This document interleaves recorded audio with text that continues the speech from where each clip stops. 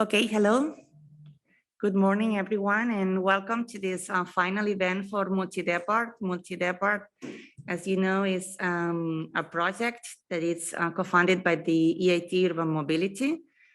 It comes to an end at the end of this month of March, and in this final event, we wanted to present to you what we have been working during this year on 2021 and 2022, and also to speak about the future.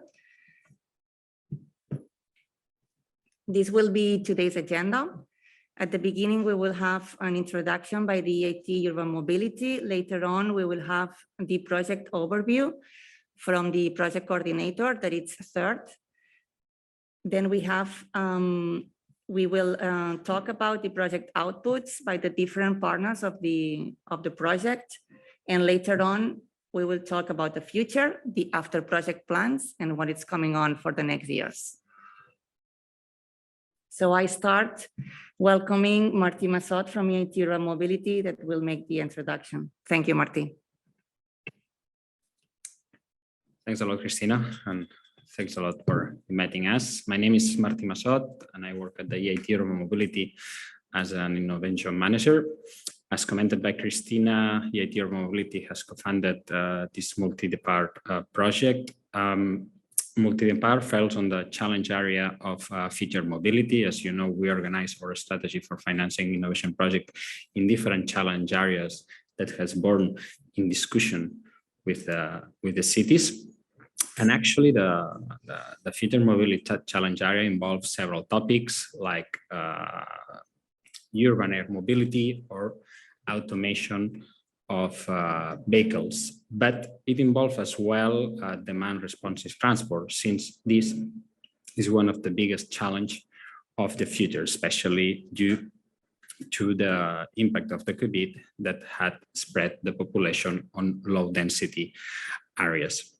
During 2020 and 2022, we have funded more than 10 projects, actually 10 projects with some continuation projects with more than 11 million. And I think that MultiDEPART, it's a great example, since we'll provide the tools to the cities to organize the demand responsive transport in the future. So that's all from my side. Thanks, and let's proceed. Thank you, Martí. So next, we will have the project overview from 2021 and 2022. It will be presented by Maria from third. If you give me just 30 seconds, that we will connect to Maria. 1 second, please.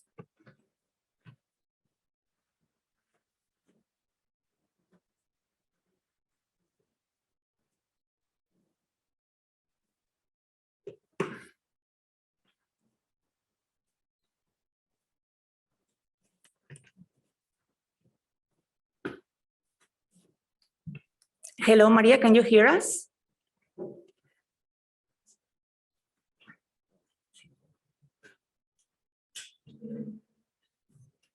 Hi, Maria, we can see you, but we cannot hear you right now. Okay, now?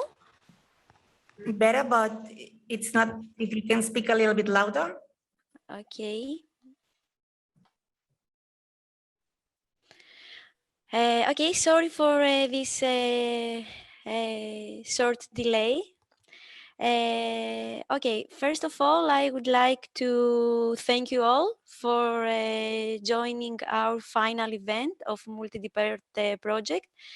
Thank you, Martí, for your presentation and for joining for your physical attendance in the event.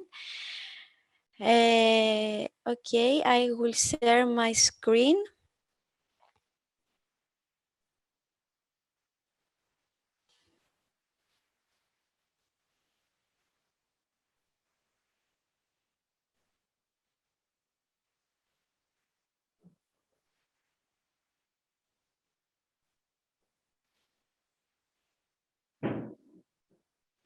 Okay, can you please confirm that you see my screen? Yes, everything is perfect. Thank you, Maria. Okay, perfect.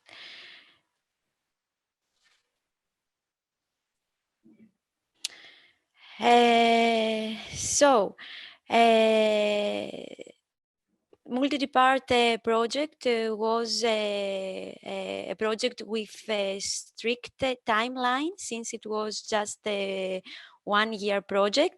But I want to really thank all the partners, because we had an excellent cooperation, and I think that we managed to achieve all our goals and deliver the outputs that we planned and we had in mind when we wrote this proposal.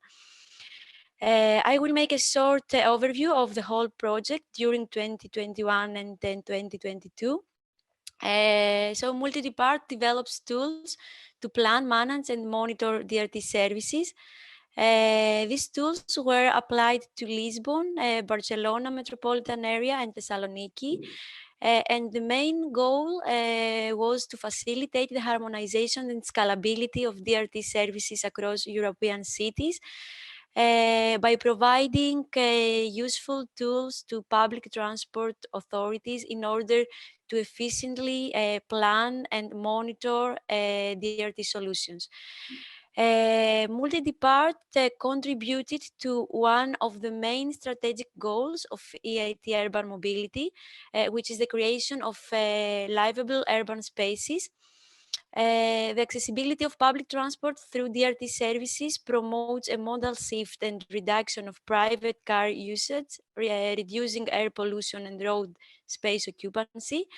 And also, during the project, we achieved two of the core KPIs of EIT urban mobility towards the acceleration of market opportunities.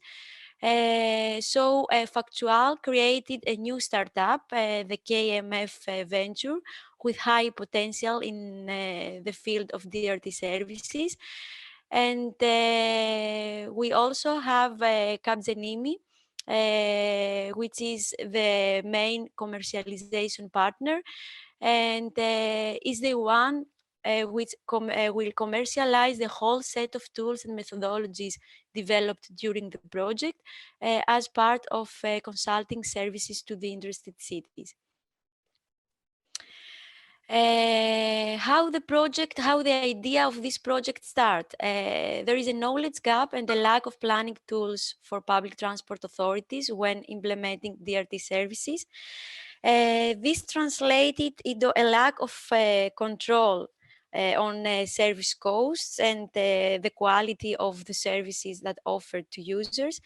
And given this uncertainty, the public transport authorities are usually reluctant to establish long-term agreement with public transport operators and DRT platform providers, and so they often tried to develop and manage DRT platforms by themselves. All this process is usually slow, and most of the times these platforms are developed locally. So they miss the possibility to be scaled up and run a financially sustainable business model. MultiDEPART managed to tackle all these challenges by the development of three tools. The planning tool, which consists of 3 levels and provides useful strategic and operational information to public authorities about the design and the implementation of DRT services. The monitoring dashboard, through which we can the public authorities can monitor the execution of the DRT services.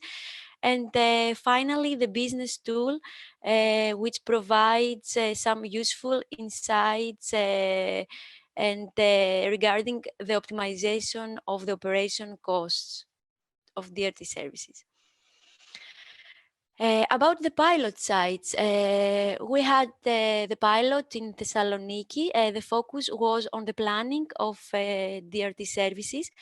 Since currently in Thessaloniki there are only 2 minor DRT services available.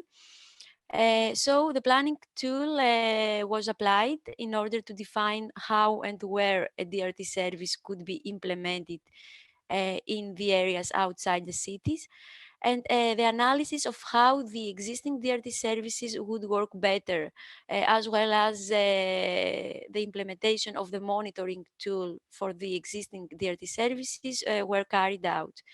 In Barcelona Metropolitan Areas, there are 2 DRT services currently operating. So in this case study, the pilot focused on the monitoring of the services by the central authority using the project monitoring dashboard. The planning tools was also used to identify areas where DRT services could be a suitable solution, and how these current services could be improved. In Lisbon, the main objective was to acquire some insights regarding the main challenges associated with implementation of DRT in dense urban areas. So the whole set of MultiDEPART tools was applied in order to identify potential areas of the city and services of carriers that can be potentially operated in DRT models. We have also 2 short pilots, the one in Thessaloniki that start in the previous days and will have a duration of about 1 month. And also 1 short pilot in Lisbon, but I think that we will discuss further about it in the second part of today's meeting. For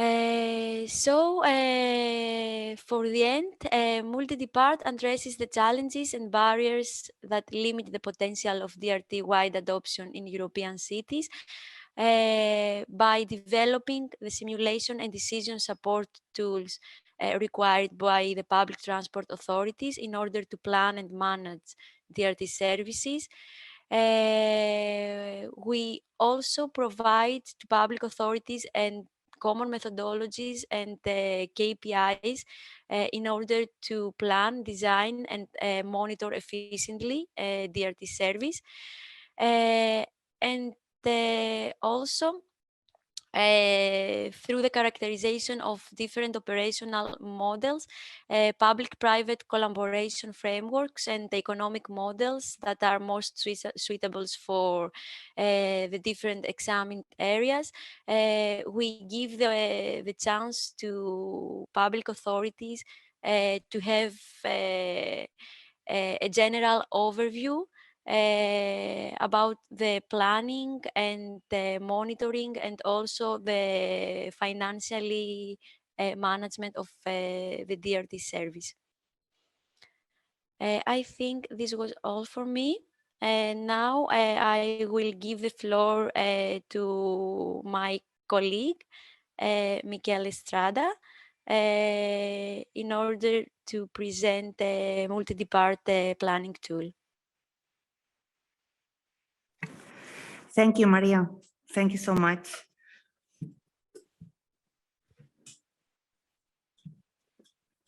So we will proceed, as Maria said, with the first part of our introduction of what we did and what we're going to do with MultiDEPART project. And the first speaker, as introduced by Maria, is Miquel Estrada from Universitat Politècnica de Catalunya. Thank you.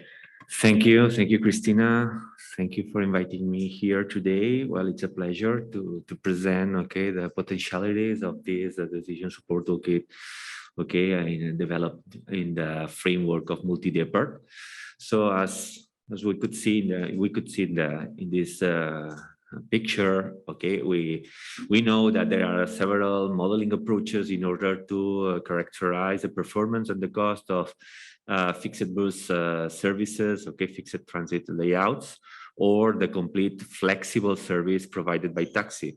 But the question is, there is something in the middle, of this 0-1, binary variable, and if we can adjust the provision of flexibility according to the demand and the requirements of potential users, and that is the main idea of our modeling approach. So in order to do so, we need to provide several analytical models in order to characterize this performance and the cost incurred when providing this kind of service. And another question is, well, we can characterize performance, but one of the critical points is to capture the operating cost of the service. So here we have different services, companies that provide service in the market, but some of them are no longer in service or they went bankrupt, okay? And the question is to balance, how can we balance, okay, the operating costs that one transit agency incurs with the potential or with the proper or the suitable pricing structure. Okay, so we have to accommodate or we have to provide, okay, this suitable pricing structure in order to make the service profitable for bus operators or transit operators. So in order to do so, we would like, or the aim of this modeling approach, of this service, is to assist transit agencies, local authorities and municipalities in the whole design, the operation, the management of demand responsive transit services, including the pricing structure in the definition. In order to do so, we have identified 3 levels, okay, in our methodological approach. The first level is quite strategic. So based on tough assumptions, we calculate the most suitable design for a target demand density. Okay, so the target demand density will be based in the fleet size, the distance run, transportation costs incurred, and incomes. In the second level, developed by third, we include a more operational view in which we are going to calculate based on a fixed or in a given OD demand matrix, the optimal location of transit stops, okay, in which this demand responsive transport will be based on. And finally, the level 3 provided by AIMSON, called AIMSON Right, will be the integration of the former 2 levels in order to provide tailored, okay, planning services for a specific area in a given city. Okay. So let's move on to this conceptualization. So this slide conceptualizes, okay, or presents the different services, the different concepts that we have analyzed. In the level 1, remember that we have assumed that the demand density is uniform. Okay, so the passengers can be identified at every point in the area, and the service is provided in a rectangular shaped area, okay, in order to simplify the design. We identified 4 potential services, okay. This service probably is the most or is the service resembling the fixed bus routes, okay, in which the unique concept of flexibility is that the bus here can skip several stops if there is no person waiting for this stop, but the layout is given, is fixed. Later on, we have this service V, okay, in which the bus can detour in order to visit the location of passengers, of potential users in the origin and the destination. And finally, we also compare the former services to the taxi services, okay, individual transportation in order to provide service to particular trips from one origin to one destination.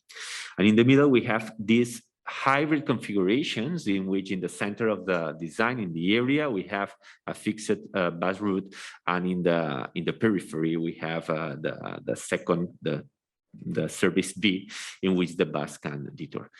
Or decision variables, so the variables that rule, okay, the conceptualization of the service are the stop spacing, okay, spatial coverage variable, and the headway itself, okay? So the average time between 2 consecutive departures of buses from the same stop. So in our modeling approach, we have analyzed, we have captured the agency cost incurred by the operator, okay, as a function of the total number of kilometers run and the number of resources, the rolling stock. And in the user side, we have analyzed the total door-to-door travel time as a summation of access, waiting, and in-vehicle travel time, and multiplied by the corresponding demand and the value of time perceived. Okay, so we have performed or have undertaken, okay, this cost minimization approach in which we would like to minimize the total cost, okay, the summation of users and agency costs with regard to the previous decision variables. And we have included this KPI, okay, or this variable that is fundamental for our analysis, the fare box recovery ratio. Okay, this fare box recovery ratio means, okay, represents the portion of the total cost incurred by the transit agency that can be covered by the fares. Okay, and if this fare box recovery ratio is higher than 1, it means that the service is profitable with the current pricing scheme. If this fare box recovery ratio is lower than 1, it means that we have to subsidize the service, okay, with additional funds.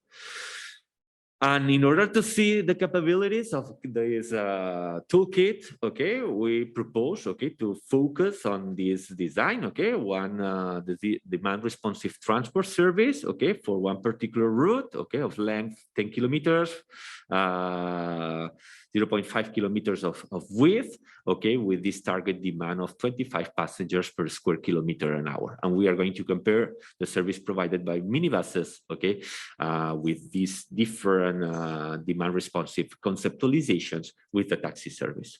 So in order to do so, right now, I'm going to change, okay, to the, I don't know, where is it?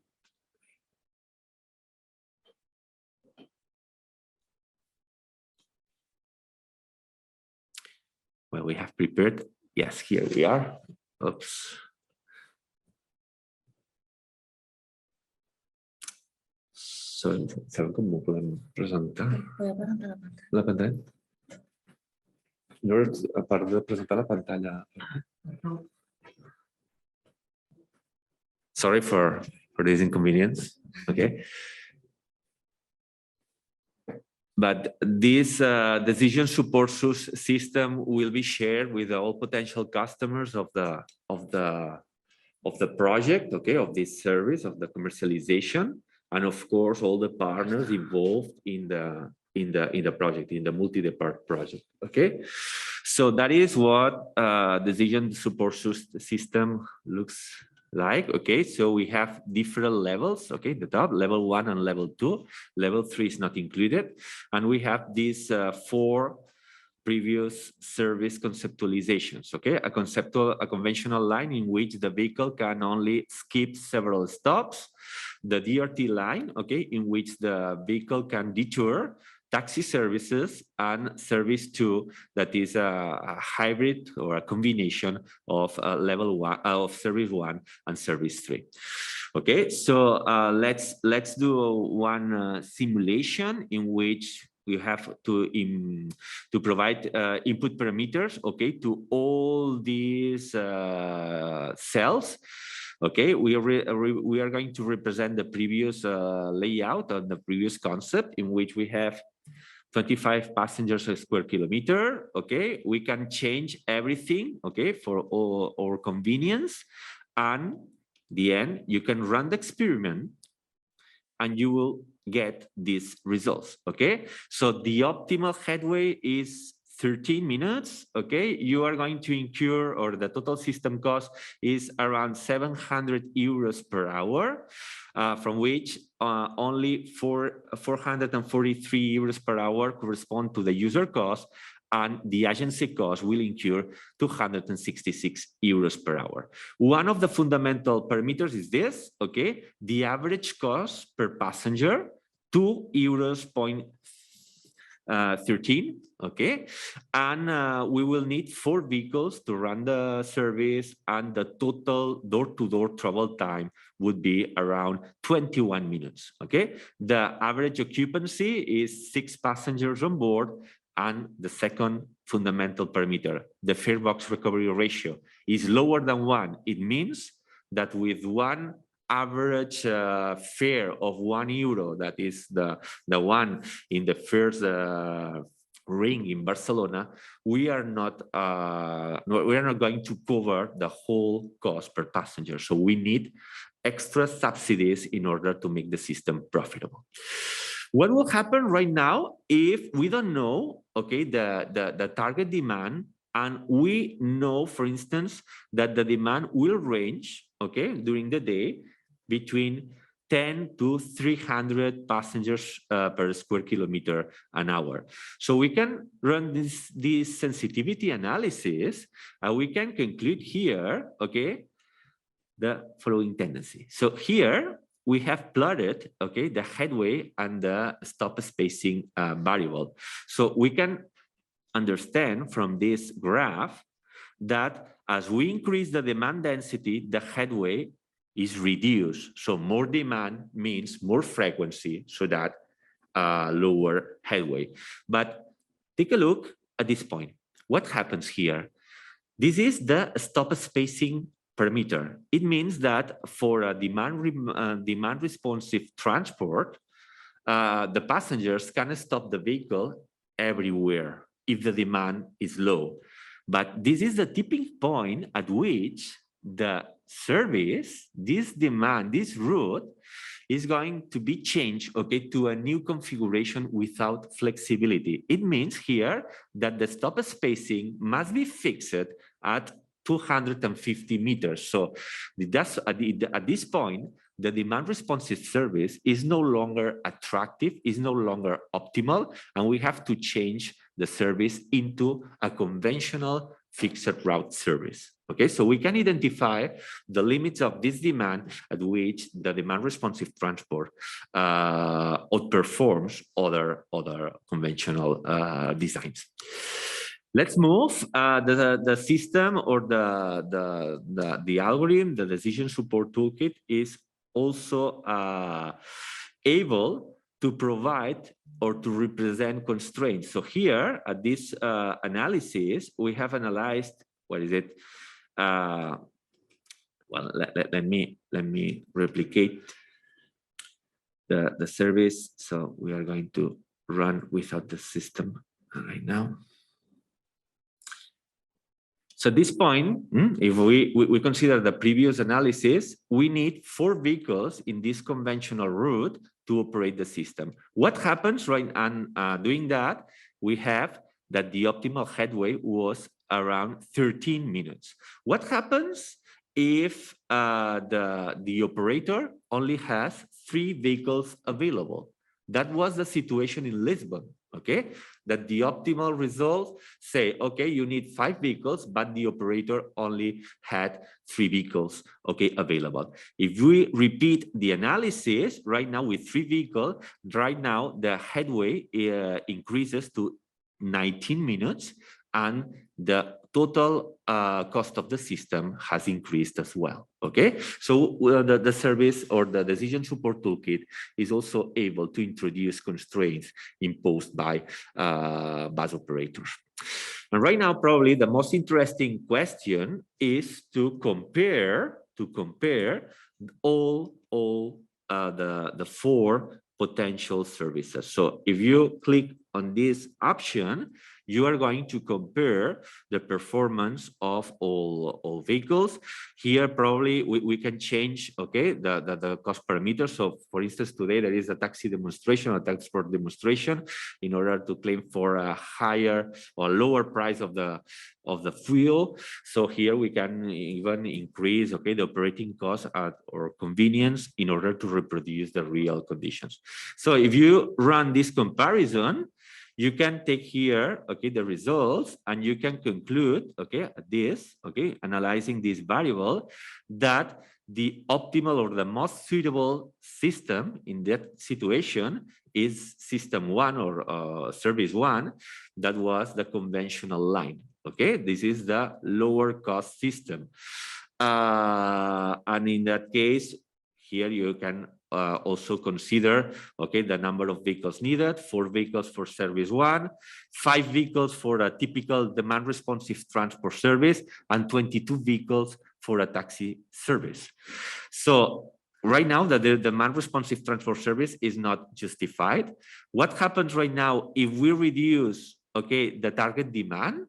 Okay, so we know that demand responsive transport are suitable, transportation services are suitable for low demand areas. So what happens if we reduce the demand to 5 passengers per square kilometer an hour? We can repeat the same analysis and we will obtain, okay, more or less the same analysis. And here you can take a look, okay, that demand responsive transport here is still, okay, more expensive than the first one. Why? Because we are operating demand responsive transport with a bigger vehicle, okay, with a huge vehicle.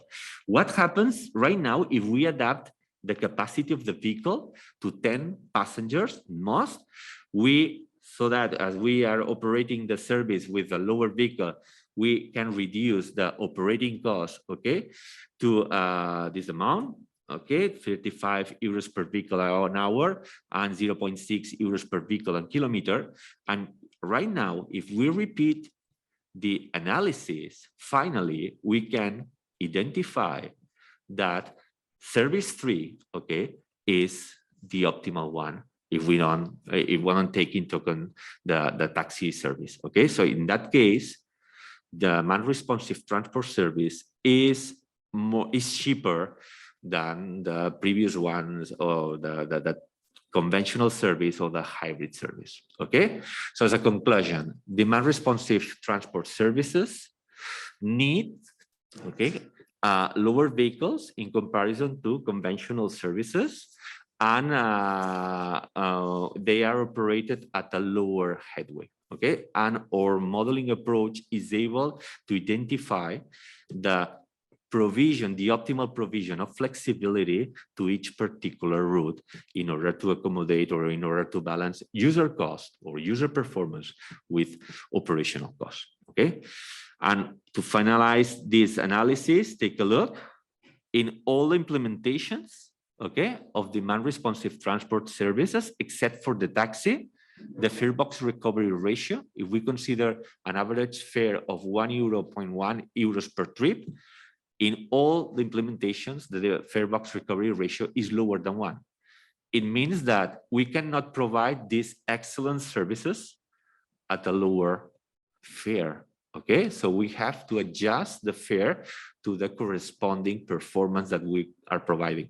We cannot provide services that are resemble a taxi, okay, a total flexible services at the same fare that we are providing conventional public transportation services. So here, public authorities have to adjust, okay, this fare in order to balance, okay, this excellent and outstanding performance, okay, with operating costs that higher operating costs that transit agencies will incur in the future. This is crucial in order to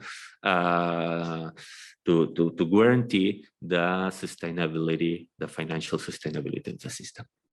That's all from my side. So we can hand over to the level 2, okay, prepared by CERT, that they are going to talk about the location of the stops and how can we work with a specific OD matrix. Thank you. Thank you, Mikel. I don't know if you're going to share your screen or you want me to share the presentation series. No, I'll share my screen. Okay, perfect. Thank you. Okay. So hope you can see my presentation.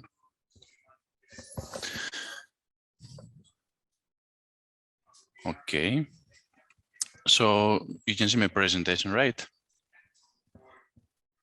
Yes, and thank you. Okay. So I will present you. Hi, I'm Zismales. I'm from CERT. Hi, from Thessaloniki. So I'll present you the level 2 of the decision support tool that we will develop during the MultiDEPART project. And just to give you a brief overview of the tool, what this tool actually does is that it takes, it goes a step beyond what all those interesting things that Miguel showed us before, and answer in some way some different questions. And what the level 2 actually does is take user and passenger related characteristics or service level characteristics, and returns as an output some planning or strategic and operational outputs that involve like the fleet size or the location of the stops in case of a DRT line. So what we're actually providing to the tool, more or less, let's say, is like the average walking distance, the average trip duration, let's say, that we desire to have in the service, the waiting times or the demand coverage, etc. That's some tuning parameters that we can find with the tool. There is a planning module that handles all this information and all this data that we process, and also cooperate with evaluation metrics and calculation and operational algorithms. And what it returns is something like the fleet size, the vehicle capacity, the location of the stops, and the station location and capacity. So if we take a brief overview of the data management, the data pipelines that take place across all these tools, how the steps goes on in this tool. So we take something like a spatial distribution of the demand. So we're not talking now for assumptions of some uniform distribution or some distribution according to statistical methods and models, but we're talking about the real demand provided by real data, including OT matrices or real trip data. Based on those, we design a set of candidate stops and stations. After we manage with some ML algorithms, the data and processing and wrangling them, etc. And then we run something like multiple scenarios in order to identify the optimal set of locations that the service should take place. So this is another point of view of the service in which, let's say, you hear that we process a bunch of data and perform some machine learning algorithms in order to handle them and extract knowledge from them, and based also in the user-specific parameters to create a set of locations. Then we use some mathematical optimization and mixed integer programming algorithms in order to identify which of those stations, which subjects of those station candidates should be in the final setting of the service. And then we use also operational and mixed integer routing algorithms, etc., in order to identify the routes that each vehicle should take and how many vehicles do we need in order to serve the demand or a portion of the demand, a desirable portion of the demand, let's say. So this is just a brief illustration of examples. Like here's a set of stations that we end up in Thessaloniki that we decided those stations with the use of the decision support tool, and also based on domain knowledge, let's say, in the area and the knowledge area. So it's not actually a tool that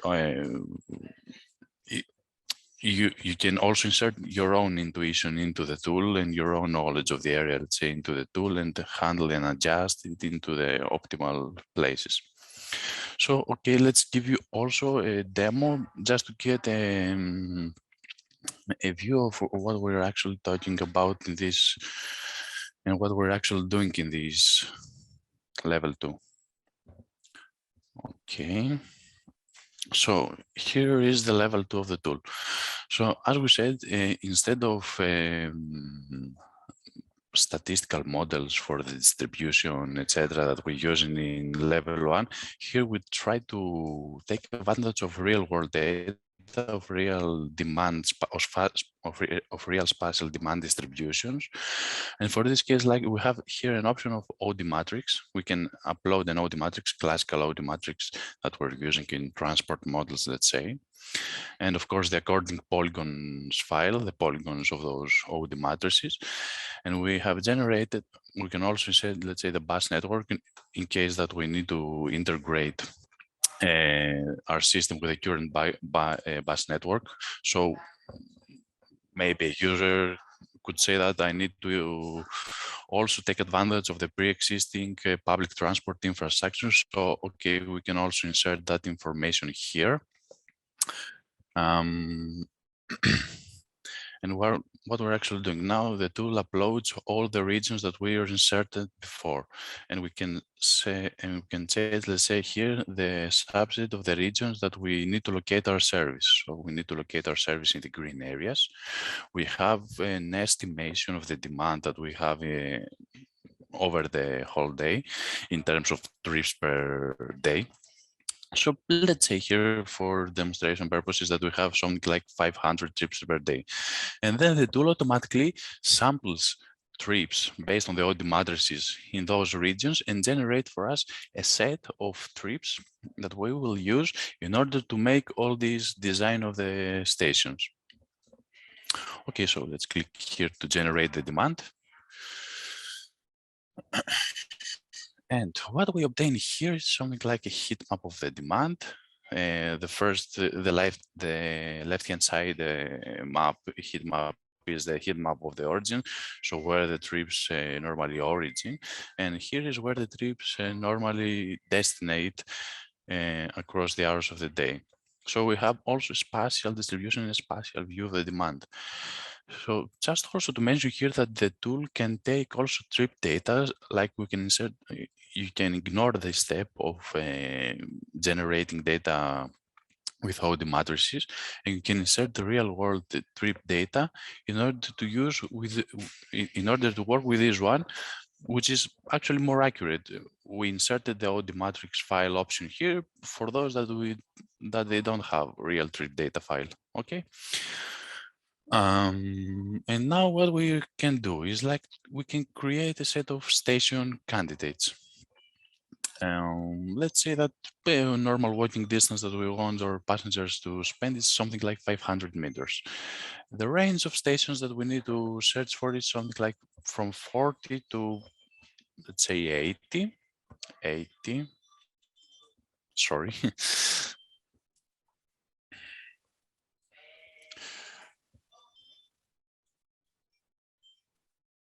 Can adjust this with my hand.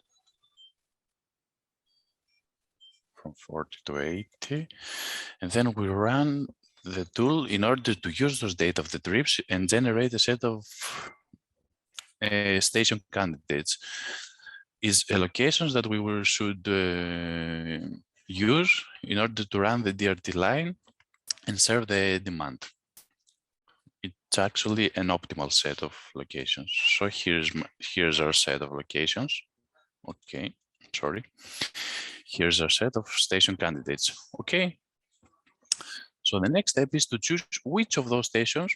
It could be probably all of the stations or a subset of those stations that could use for the DRT service. Okay, so what we're doing now is we use a famous problem in mixed integer programming called the p-median, and what actually this problem does is like take this set of station candidates and try to decide which is the optimal subset. Maybe all the station is the optimal subset, but it tries to distinguish which is the optimal subset of those stations that we should have in our final setting of the service. And what we have here is like some penalty configuration factors like distance from bus stop. So it says like prefer the stations that are closer to the bus stop. So as you remember before, we inserted the file that we say to the tool that there is the bus stops. So what we say now is like keep those stop candidates or prefer those stop candidates that are closer to the bus stops.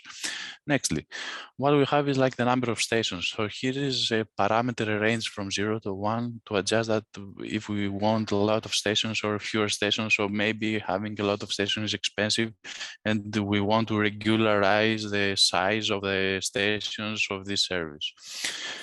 And we have also the strict parameters. Strict parameters is like constraints that we can overpass solving the problem. So we have like the density constraint. The higher, the less dense the network, the lower, the more dense the network. Let's say we have something like 0.8 kilometers here or 800 meters, let's say, which means like this one station from its nearest should be less than 800 meters.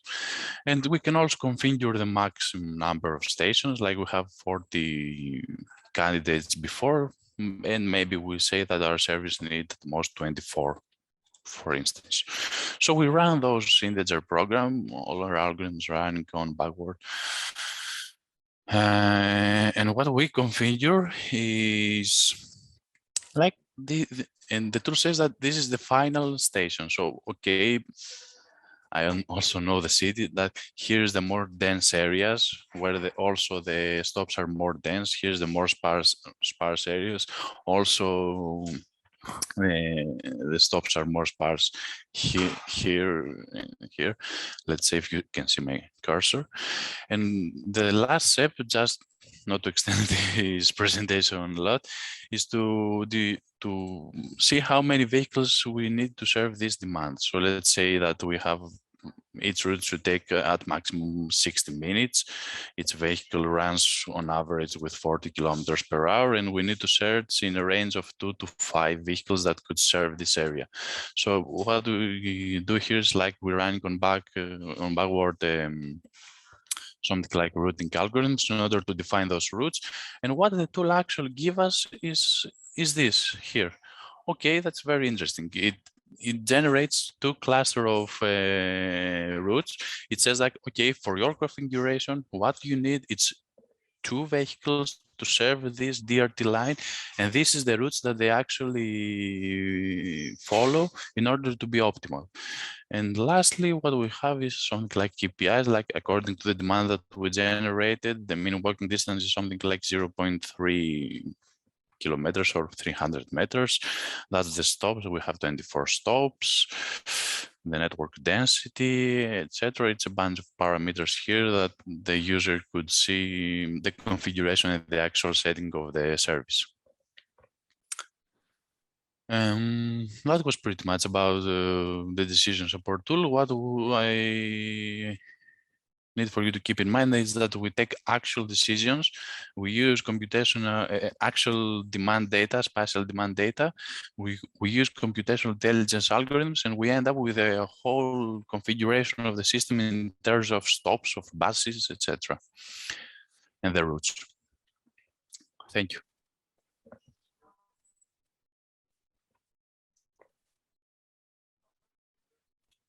Okay, thank you. Thank you both for explaining the 2 first levels of the tool. Now we're going to proceed with Giovanni from CAPGEMINI that will be presenting the business tool. Yes, good morning, everyone. Can you hear me? Yeah, perfectly. Giovanni, I don't know if you want me to share the screen or you will share it yourself. I can share. I am sharing the screen. Can you see the presentation? Not at this moment. Let me just let's see. Now, can you see it? Yes, perfectly. Thank you. Perfect. Thank you very much. So good morning, everyone. I'm Giovanni De Marchialbengo. I'm Italian. I am the team of CAPGEMINI Engineering, and we have developed the business tool. So basically, sorry, I don't know what is happening. Okay, perfect. The business tool is a tool that has been developed by CAPGEMINI Engineering. And what was the key feature about this tool is that the aim is to help clients in understanding where a DRT service should or should not be implemented, focusing not only on financial metrics, but also on social and sustainability KPIs. I said financial metrics that are obviously every time really important. We have revenues, expenses, things like initial investment, payback period that we're going to see later in the demo.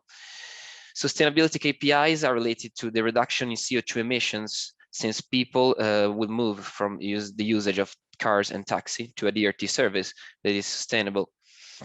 While social KPIs focus more on the value drivers and on the improved social condition and an improved experience of the potential future users of the service.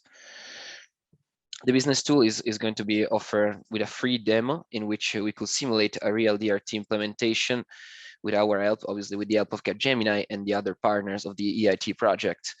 Since the business tool requires a lot of data and some data is very specific, we're going to get some data from the level 1 and 2 planning tools.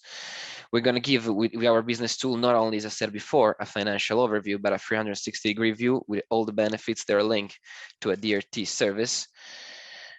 Obviously focusing on the most important financial metrics I said before, like profits and financial and payback period, in order to evaluate perfectly how and to understand how the DRT service is feasible on an economical point of view. And obviously we're going to give a clear presentation on how the financial of this potential project are going to evolve in a period of 7 years. Finally, as I said before, the typical advisory process will first obviously run a demo for free in order to engage the client and show them the quality and the rock solid recommendations that we can give with our business tool, and with thanks to the integration of the planning tool and the business tool.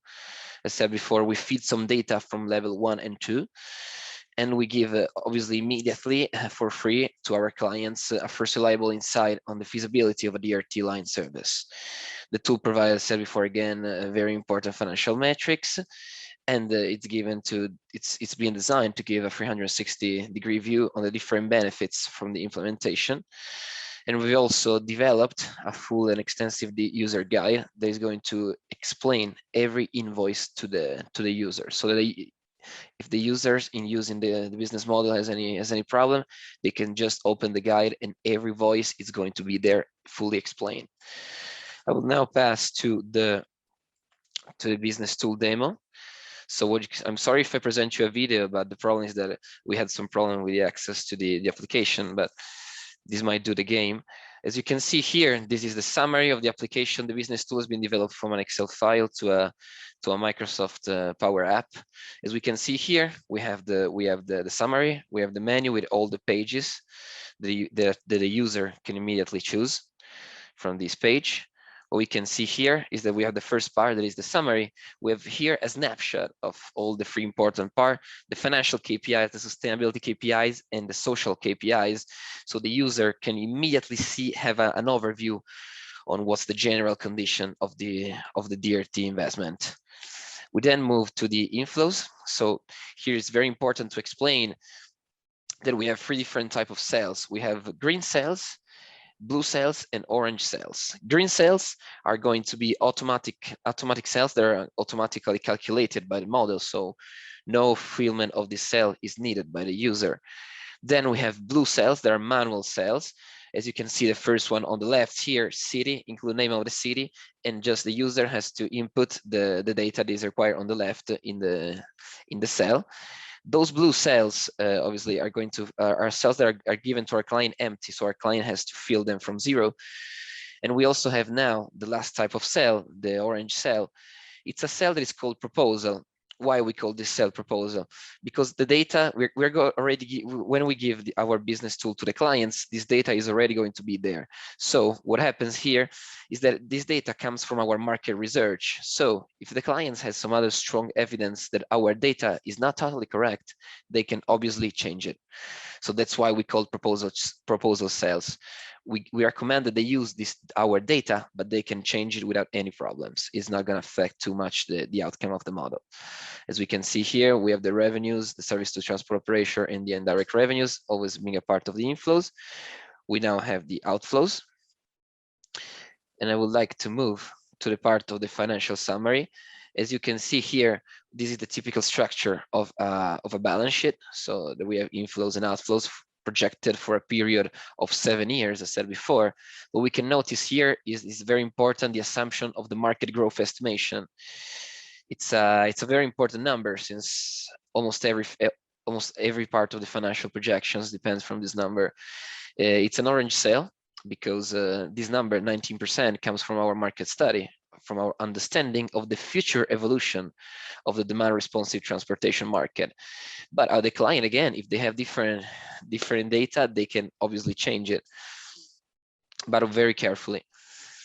I would like now to move to the free cash flow part. The free cash flow is different from the financial, since what we have here, it's on a 7-year period, We have very important financial indicators that typically are not included in a balance sheet, like in the notepad, like we have the present value of the free cash flow, the discounted free cash flow, and the payback year. That is a very, very important metrics. As we can see here, with the discounted free cash flow, we can immediately understand the actual value of the investment, the value that today the investment in a DRT service has. While the payback year, as said before, one of the most important financial metrics, makes us understand how many years we need in order to pay back the investment of a DRT line. Finally, we have on the upper right corner, we have the assumption again, the WACC is 8%. That comes from our market research. Again, the client can change it if they feel they need to. While the taxes is blue, since taxes changes depending on where the service operates, and that's going to be inputted by the client. I would like now move to the part of the savings. What we said before, the savings are on CO2 emissions. So basically, the logic that we follow in order to quantify the saving is the following. We said people, if they're going to start using a DRT service, they're going to use less the car and less the taxi. And so this is going to be translated in a reduction of CO2 emissions. Since people are going to drive less, this is obviously going to be translated in CO2 emissions, and we calculate it in our model. We try to quantify the kilograms that are yearly saved with a DRT line implemented in a given city. Finally, we move to the drivers. This is also a very, very important part, since this is a questionnaire that should be delivered to the future potential users of the service. And since this is a questionnaire, obviously it gives you, we have many drivers, you see inequality, congestion, pollution, delay, satisfaction with transportation, flexibility, and advanced booking requirements. These are all detailed, very, very detailed questions that can make us tailor the perfect service that we would like to give to our users. And thanks to the score that our user give to this questionnaire, we can immediately understand, both here and in the first page, in the summary, whether the DRT service is recommended or not in a given city. And for me is everything. Thank you very much. Thank you, Giovanni, for your presentation. Thank you.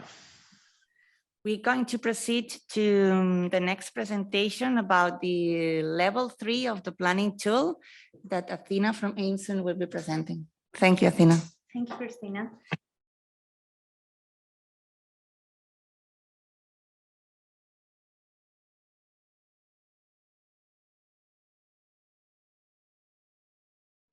I'm sorry, yeah, optimize, for example, the fleet and the service in general. And level 3 focuses on how can we evaluate the DRT service operations in a simulation environment. And why would that be useful and, let's say, advantageous to have a simulation of the DRT services? So the main advantage is that we can simulate different DRT service configurations in a controlled environment in an efficient and more accurate manner in order to mimic the interaction and the performance of the DRT service in a realistic, let's say, environment or as close as possible to the existing transport system. So basically, by extending the capabilities of level 1 and 2 and integrating them into the simulation platform for shared mobility services, we can assess different DRT service configurations by obtaining adequate key performance indicators related to the user, but also the operator perspective, as well as to derive some, let's say, network performance implications. So just to give you a brief example of the inputs and specifications that are required in order to model such a service in a simulation environment. So starting by the demand and supply information, namely the information regarding the network, we need to have available individual travel requests. So requests that we know their origin and destination, but also the time when the request is made, as well as potential restrictions that each of the requests may have in terms of the time windows for pickup and drop-off. And as this is mentioned earlier for level 2, we can obtain this demand by applying the level 2. Following, we need to have information related to the network, so the area where we want to implement and evaluate the DRT service. So of course, this can be part of a city network, and it depends on the scope of the analysis. We can even just use the network graph to have it as a supply, and then we can import travel time information that will inform the operator about, for example, which would be the optimal routes to take in order to serve the requests. So this travel time information can be either, let's say, assuming that we evaluate the system in a low demand area, we can make the assumption that the travel times correspond to free flow traffic, but it can be even more, let's say, flexible in importing into the simulation historical travel times that can come from external sources, such as Google data or TomTom data. And if a simulated, the full, let's say, network model, transport network model is available for a city, then we can directly obtain this travel time information from simulation itself. Following, we need to have, let's say, the solution regarding the fleet characteristics. And this solution comes from levels 1 and 2, as explained earlier by Mikel and Zisis. And they refer to let's say, the service operation area to be covered. Also, the fleet characteristics, for example, the size of the fleet, the type of the vehicle that should be used, whether it will be a van or a taxi style, and also the capacity, so the number of seats that the vehicle should have. And of course, as this is explained earlier, we can also obtain the optimum, let's say, DRT stops and locations, the number and the locations.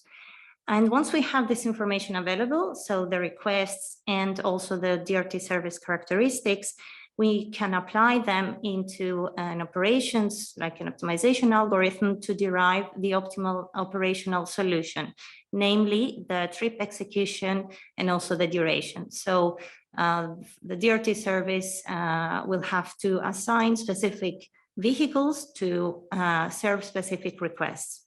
And this DRT solution will be then given as input to the shared mobility simulation platform AimSunRide, which is a plugin in AimSun Next traffic simulation software, in order to finally obtain the adequate KPIs that can provide, let's say, assist the city planners to make their decisions with respect to the optimum implementation of the service in their area of interest.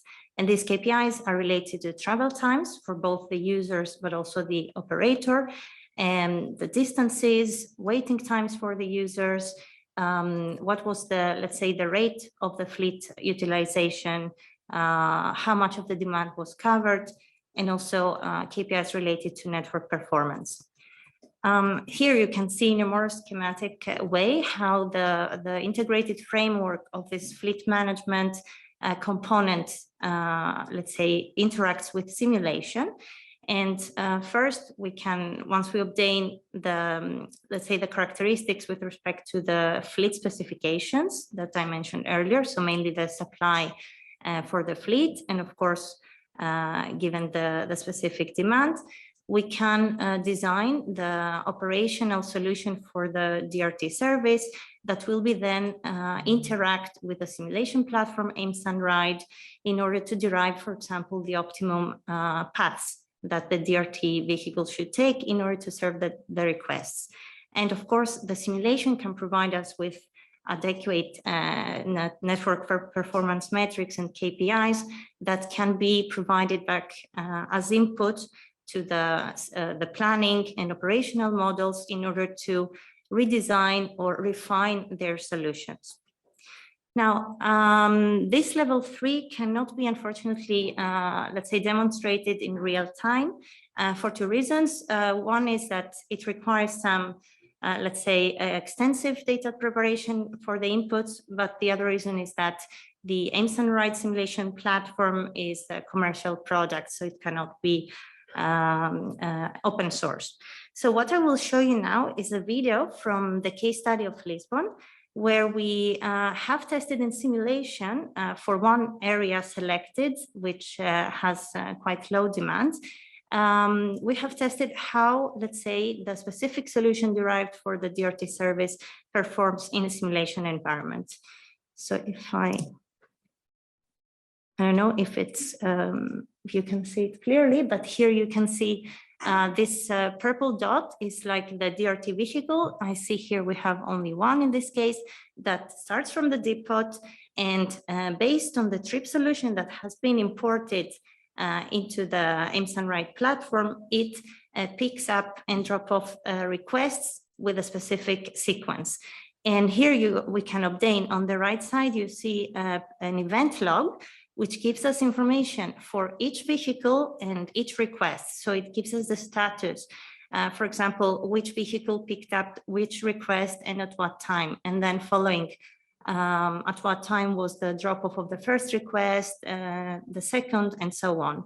And we can also see at every, let's say, event, the occupancy of each vehicle. And also for each request separately, you can see, for example, the timestamp when it was picked up, while it was on the path going to the destination stop, and when it was delivered. And all this information can be extracted once the simulation is completed, post-processed, in order to obtain the KPIs that we mentioned earlier that are related to the travel times, the distances, and that can be provided in order to inform the decision makers. And that was all from my side. Thank you. Thank you, Athena. So right now we are going to explain the third output from the project. It's the dashboard, and Eglantina Dani from Factual will present. Thank you, Cristina. Hello, everyone. So yeah, I'll be presenting the dashboard that we've developed and that we will be commercializing in the with the startup that we've created in the context of this project, the KMF Ventures. The objectives of the dashboard, well, it's first of all to monitor the DRT service. The objective would be to monitor a DRT service that already exists, but not only. It could include as well new services that want to be implemented. Visualize and analyze and extract valuable reports, which is also an option for the tool that we have developed. Another option would be the comparison between different DRT services, and this would be done through different data sets, but we would use the same dashboard. And this way, maybe we could compare an existing service with a new service that the client would want to implement. There's a possibility to gather data from multiple operators, meaning that different operators have different DRT services, and if we had a data set, then we could compare them through the and visualize the different KPIs through the dashboard and see which one is more effective. It also allows a direct connection with a centralized DRT service. And as I said before, well, the option to evaluate future DRT services in the case they want to be implemented. Now, how does it work exactly? How does the client visualize the data? Well, the first option is, which is the option that we've used during the MultiDEPART project, is to to give access to the client as a reader. So the client would have would see just the dashboard and would visualize the whole KPIs. There's another option which is more not complicated. It's not complicated. It just gives a better overview and gives more access to the client. And this is the method of VPC peering. And in this case, even if you have more than an Amazon Web Service account, you could use this method. Didn't mention it earlier, but the dashboard is developed through QuickSight, which is a tool developed by Amazon Web Services.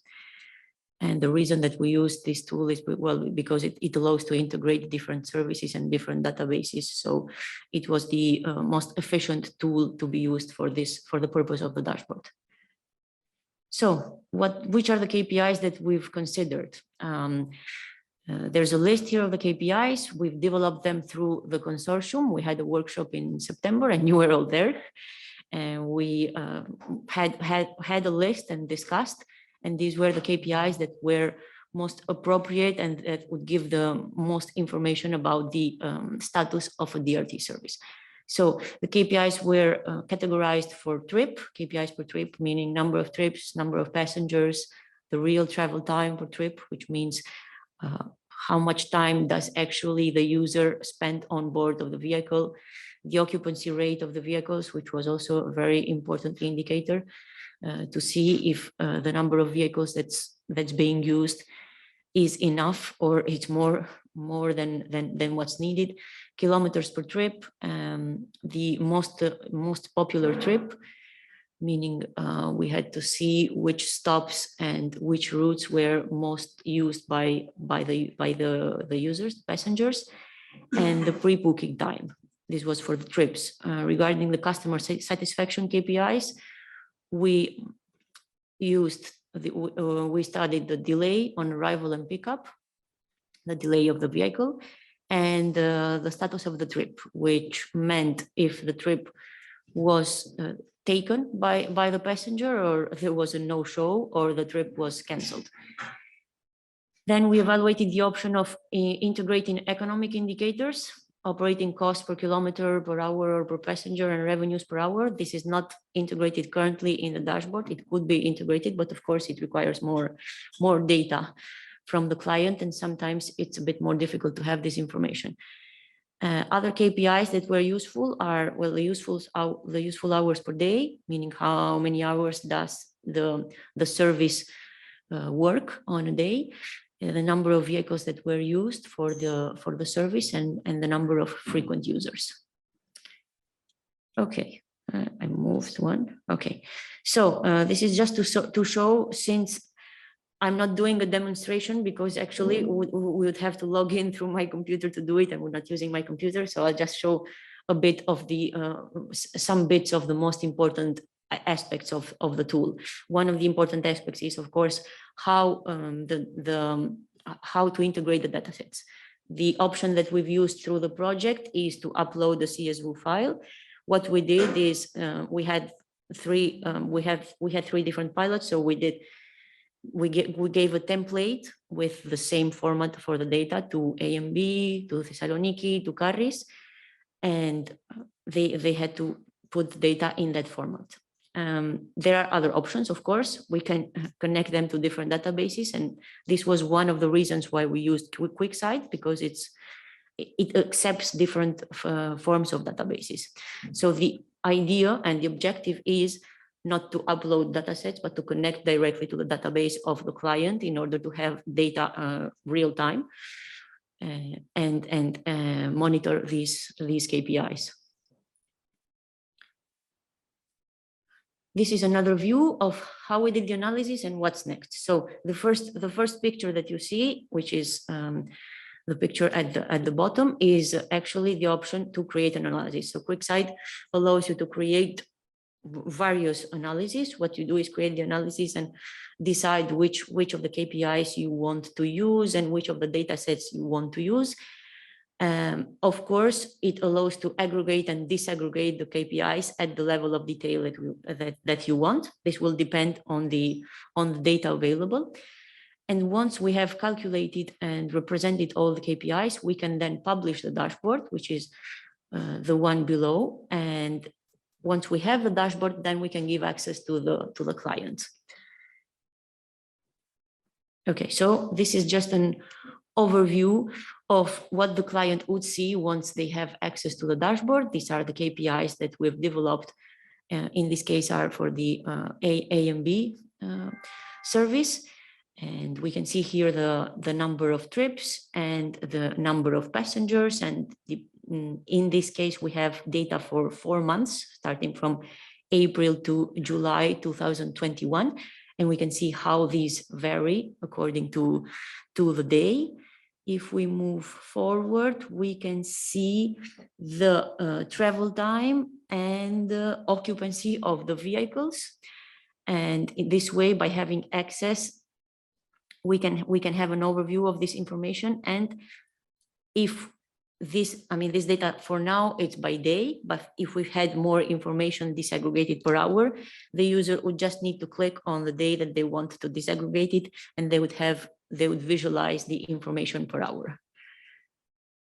Okay, so next it's the kilometers per trip, traveled per trip, and the pre-booking time. We can see how it varies through this period. And this is something that's interesting, but a heat map of the different stops. This way we could analyze and see which are the stops that were most used by the passengers. And the delay on pickup and the status of the bookings, whether the trip was done by the user, whether it was canceled or it was not canceled, but they didn't show. I think this is it. So thank you, everyone. Okay, thank you, Valentina. Thank you for the presentation. We finished the first block that it was about the project outputs and what we have been working during these couple of years. Now, before going to the future and after project plans, I want to give the floor to José María Salanova. It's the project coordinator, to explain this impasse where we are right now, what we've done, and give the floor then to the future plans. José María. Thank you, Cristina. Can you hear me well? Yes, we can hear you. Okay, thank you, thank you. So first of all, I want to thank you, all the presenters, all the team members, all the partners. You saw the output of the project, you saw the overview.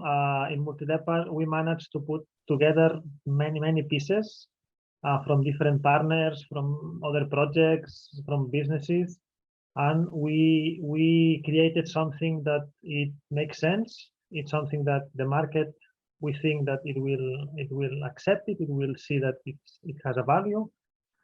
So you saw technical tools to support planning, to support the business side of these services, simulation tools to have a good understanding of what's happening, dashboard about monitoring. Okay, I have the system, what happens, how it works.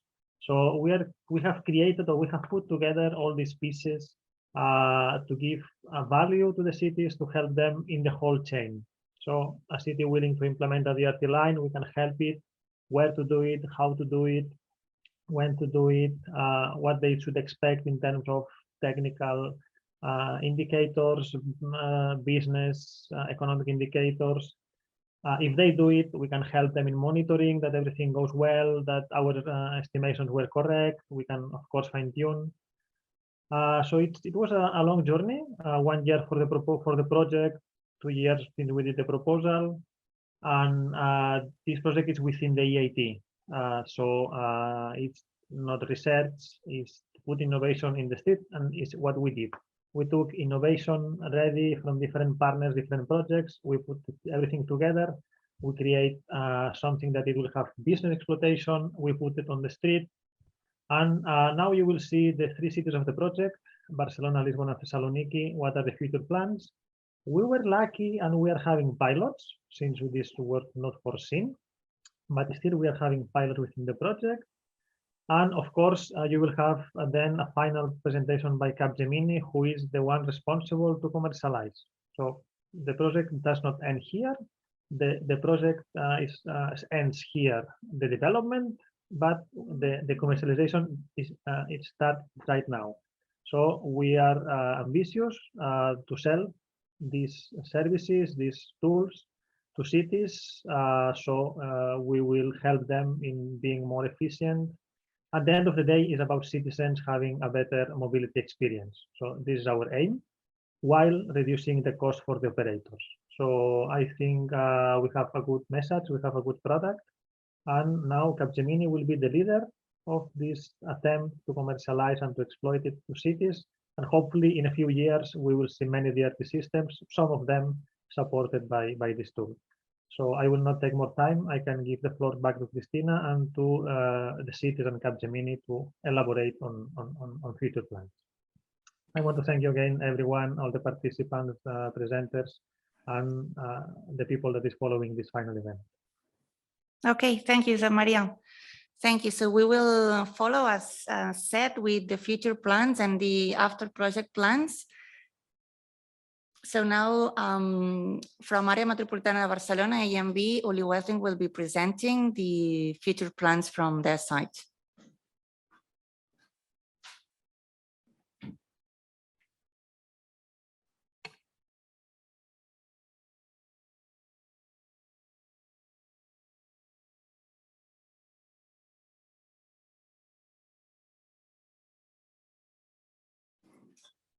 Okay, thank you.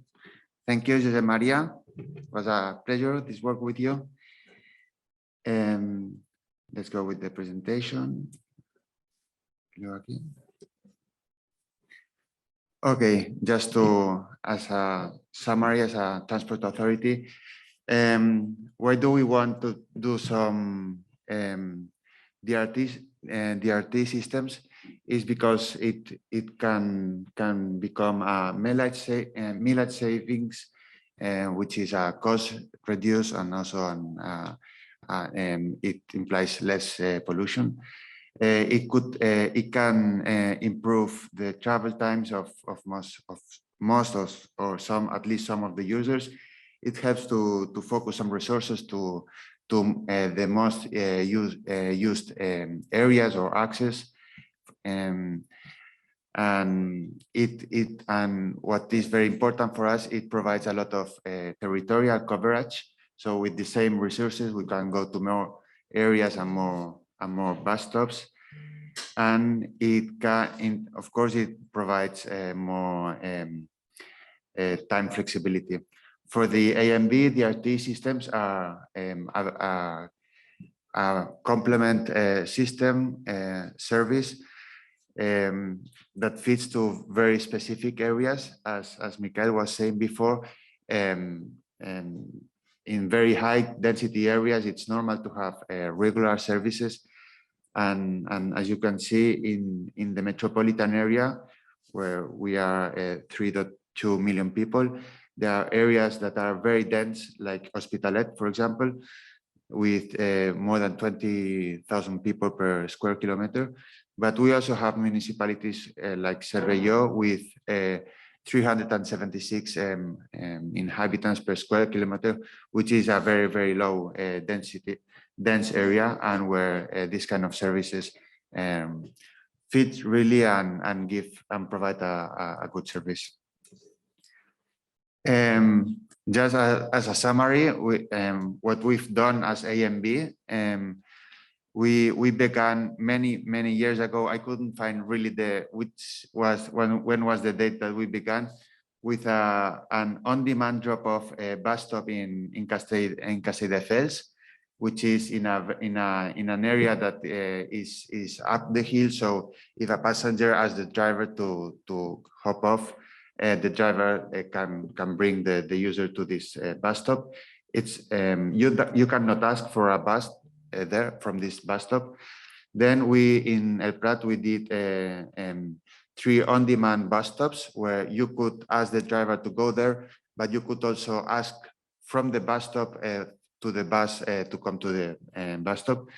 We also we did our first entire on-demand line with E33 in between Tiana and Canruti. And now the last service, which is another level of service of DRT service, is the CB1 and CB2 in Cervelló, which are 2 lines with more than 100 bus stops, all on demand. These are the figures of the current service. We have between 40 and sometimes also up to 50 passengers per day, more than 400 users. More or less, if half of the people pre-book the service with the phone, and the other half with the app.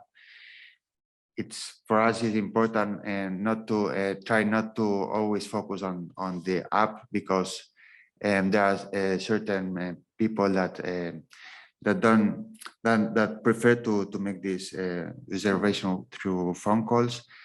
And we have a very high satisfaction level of this service between the users. For us, as we were in the part with a factual in their definition of the KPIs, for us, in order to control a service, a regular service, we are very used to work with fixed calendars, fixed schedules, and get ordinary kilometers, hours in service, the length of the line. We are very used to work with these KPIs, which are always fixed during the year.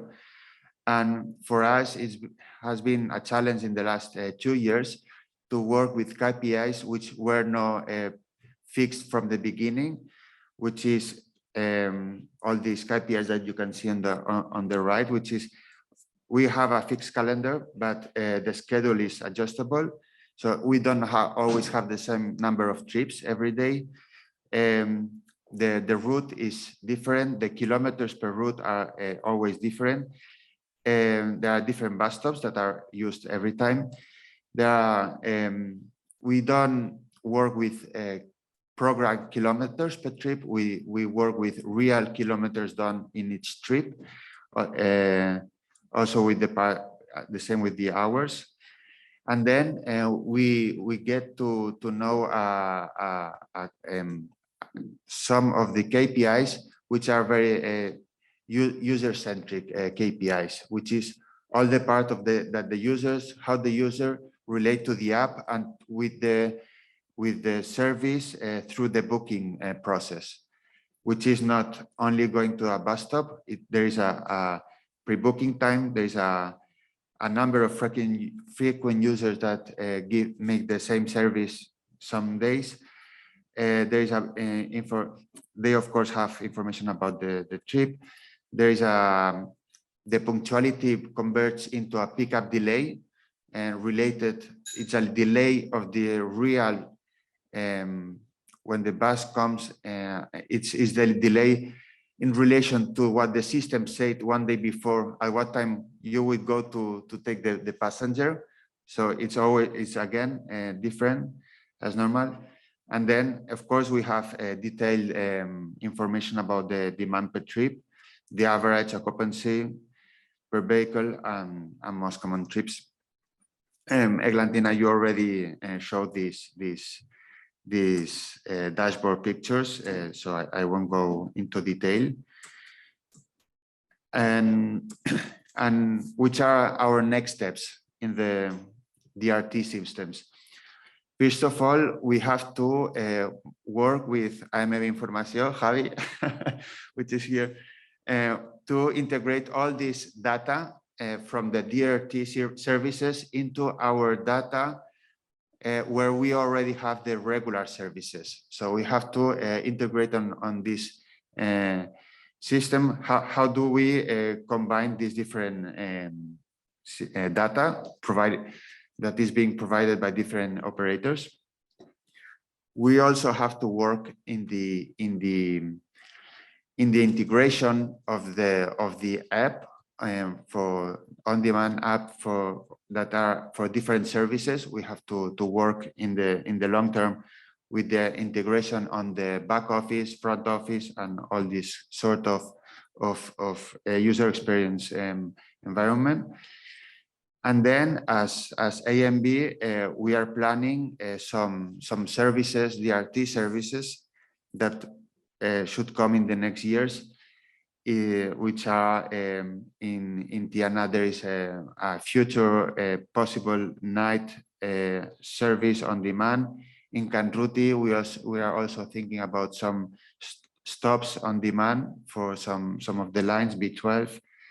In Castellbisbal, we are also working on some on-demand lines for the weekend. Also in Torrellas, full on-demand line for the whole day. And also in Corbera, there are 4 lines, and we are thinking also on transforming one of those lines into an on-demand line. And of course, for these future projects, we would also like to introduce all these planning tools that we've developed with this project to find the best solution in each case. And I hope I'm on time. Yeah, perfect. Thank you, Eli. So now next we will have Martí Jofre from NEMI. They started this year on the project, and they will be linked with the 2 pilots that briefly Jose Maria mentioned before, and that we will explain after Martí's presentation. Thank you.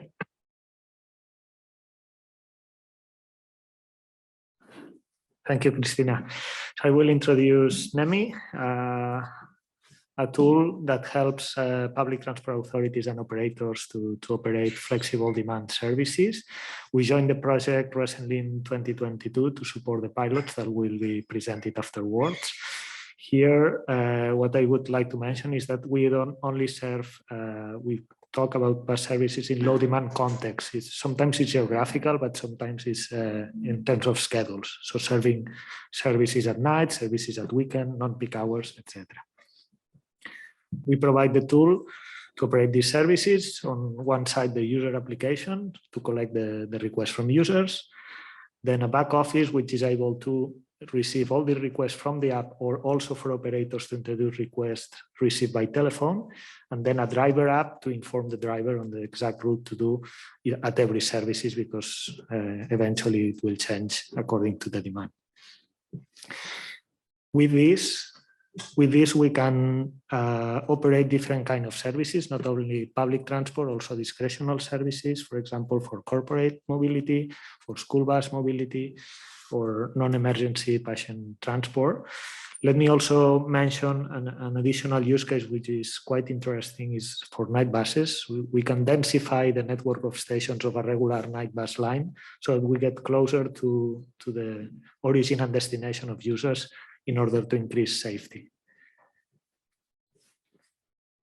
There seems to be a problem with the presentation, but no, I will move to this one.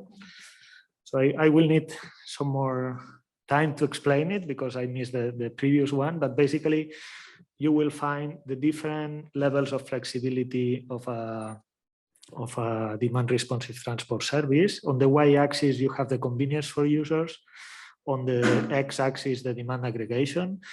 So you can move up from a service very close to taxi, which is on the top left, to a regular bus line, which would be on the top right. So basically the RT services move onto this line. And as the model we normally tend to apply in NEMI is getting closer to a bus line. So we believe that normally this kind of services operate in low demand areas, resources are scarce. So we try to embed as many people into the resources we have, a vehicle and a driver, so to make the service the most optimal possible. At the end, even you don't provide full flexibility to users, you can present the services in different ways. One way could be this example, as the service we are operating in La Garrocha, where you present very similar to a regular bus line with all the different trajectories that the bus can follow and all the different schedules. The only difference is that you will find in each of the stops just a time slot with variation on where the pickup would take place. Otherwise, we can present it as a cloud set of stations, as the service in Cervelló that was presented by Uli. In this case, although there are some limitations on the origins and destinations that the user can take, the way it is presented is as a cloud, so user can book origin and destination freely inside the line, and it will only find some limitations. So when selecting the origin, some destinations will not be available. Again, door-to-door services are not allowed, but we are concentrating demand into the resources we have. We are reaching up to, in most of the trips, we are above 4 passengers per trip. I will skip this one because I think we are a bit on delay, but basically, once the user select origin and destination, before booking, we'll inform him on the deviation, time deviation that he will face. So the window of uncertainty, in this case for this service, for example, is 17 minutes. And the closer we get to the start of the expedition, the narrower will be this window. So eventually 5 minutes or some minutes before the expedition, this parameter we can set up, will send a notification with the exact pickup time. Again, there are some problems. So basically, it has been discussed already in two previous presentations. So from DRT, the focus initially was on user satisfaction, on getting door-to-door services.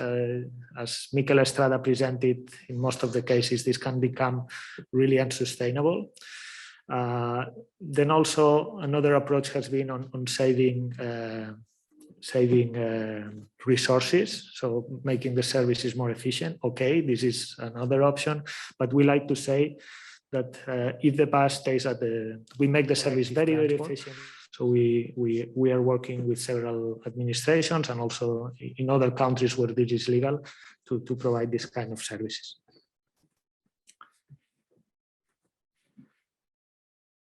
Okay, so we like to give these metrics. At the end, we provide better coverage with fewer costs and avoid CO2 emissions because of the less kilometers traveled. But what we like to say is that we increase accessibility, both geographical, so more people with access to public transport, but also a higher frequency and quality of service.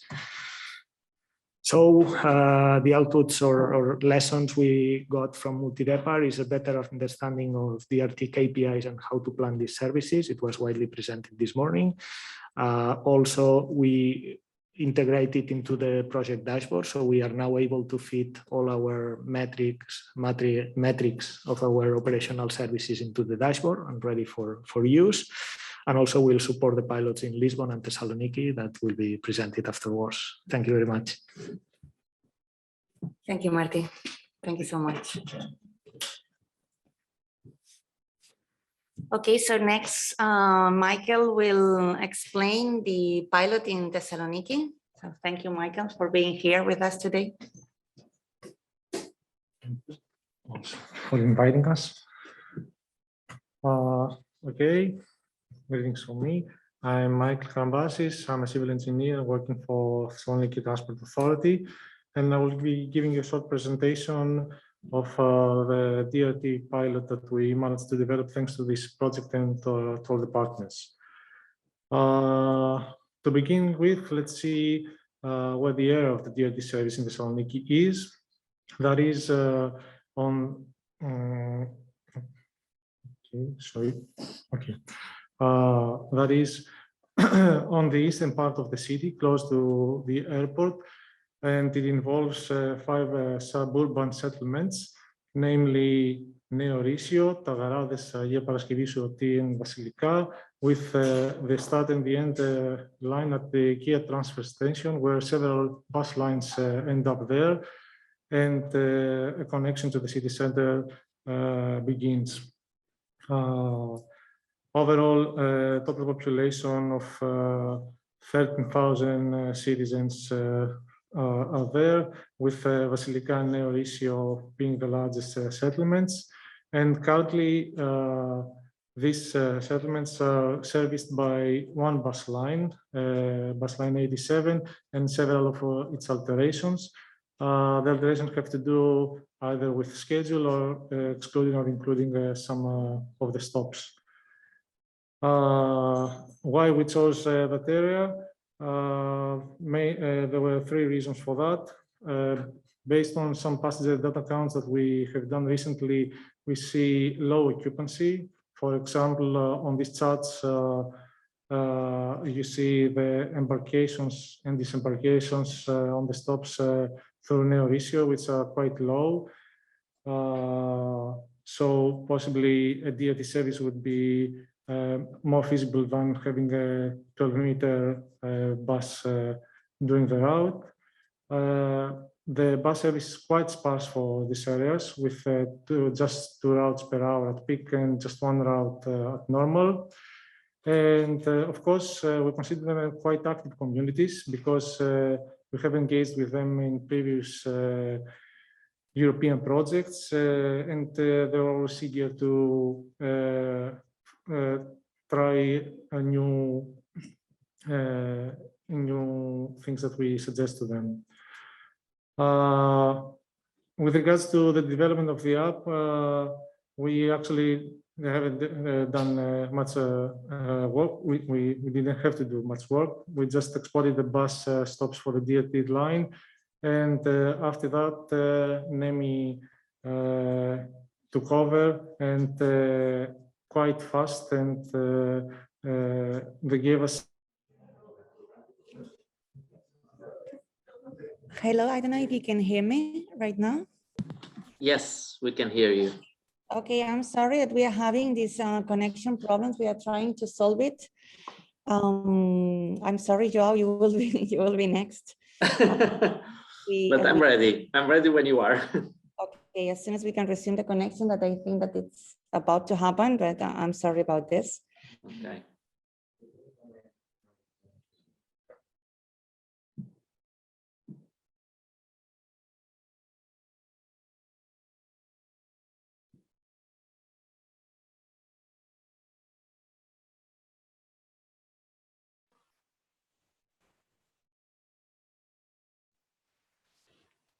Cristina, is there any problem that we are run a little bit out of time, or we are okay? Well, there's no problem for the room, so it would be okay. But yes, we will need to accelerate a little bit the last presentation.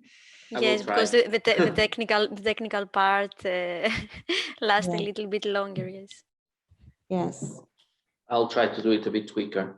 Yes, sorry. No pressure. Yes, and let's hope we don't have a power cut during the presentation, because then. So, Cristina, should I use my own slides, or do you want to upload them? You can share your screen. I have them ready, yeah, so it's fine. Yeah. Okay, perfect.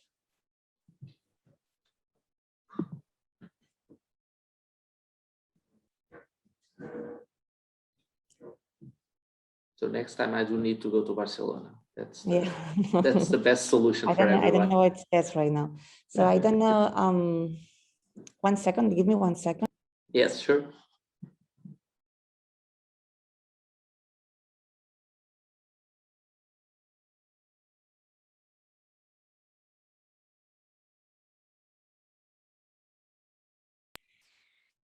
So Joao, let's say that while they are trying to solve the problems, and as we have attendees that they are online waiting, if you want to start presenting, I have the slides, so people here on the room will see the slides. I will connect my mic so they can hear what you're saying from my computer, so we can move on. Okay. Okay. Thanks, Cristina. Good morning to everyone. First of all, I'd like to thank the MultiDEPART project and the EIT for the opportunity to work on this very exciting project and very important for us at Kpis. And I would like to apologize for the fact that I'm not with you in Barcelona. I would prefer, honestly, but let's hope that the technology works well and that we'll be able to do a good hybrid event. So my name is João Vieira, and I'm Director for Strategy and Innovation at Kpis. And Kpis, it's the main surface transport operator of the city of Lisbon. So we have a metropolitan city of about 2.5 million people, and we operate in its core center. Which is the area of the city with roughly 500,000 inhabitants, but that is the business and the administrative center of the metropolitan area. So a lot of people come into the city every day. So I would say to some extent, we are quite similar to Barcelona and to the situation of TMB. So we operate the most dense part of the city, which is important to keep in mind when we talk about demand responsive transport. Then we have a fleet of about 700 buses, 50 trams, and we have a bit more than 100 lines. And pre-pandemic levels, we used to transport around 140 million passengers per year. So I will talk mostly about the future of DRT in Lisbon and what we have been doing with MultiDEPART. But I would start by saying that that we have run a pilot of DRT already in Lisbon. So we are starting our work. We started working on demand responsive transport at Kpis actually by the end of the beginning of 2019, mid 2019. We started to prepare a pilot, which we only managed to launch in June 2021. I guess you would understand what are the reasons for those postponements, but in any case, this is our first pilot of DRT. We called it Kpis, and it's basically a stop-to-stop operation with 1 to 2 vehicles during weekdays, which you could call the vehicle through the app or by a phone line that was operating at these hours, and we would apply the same tariff as other public transport services. So this was done also on the framework of a co-funded project of the European Commission by, in this case, a Connecting Europe Facility project, and was basically our first attempt on DRT, and was really helpful for us to understand how the technology works. So we did a lot of learning in terms of the implementation of the technology, and I have to say that was very successful. So we managed to implement the solution both to get our customers to get used to the app and to the phone and to use it. And in terms of our operation, so our drivers understood how the system worked. It was a success on this front. The main aspect that was not as successful as we would expect, let's say, was the actual commercial implementation. But this was quite a lot of influenced by COVID because we had to implement the pilot in a moment there was still a lot of mobility restrictions in place and in which people had their personal choices still very much influenced by COVID. I mean, I don't know if it was the same situation in all European countries, but we actually had the situation in 2021 was that the spring was okay. So during spring, we didn't have that many cases, but then we had a COVID peak on the beginning of the summer. So in July, since the spring was okay, we decided to go ahead with the pilot. And then roughly 1 month after we were in operation, there was another peak of infections that led to restrictions. So it was quite challenging, but in any case, I think it was a very good pilot. Just for you to get some numbers about the project. So we had I didn't tell about the area. The area is really central in Lisbon. So we are talking about, we decided to go for an area that would combine different elements. So it has a bit of a residential area. In this part where you read Bairro do Rego, it's quite a residential area and does not have metro.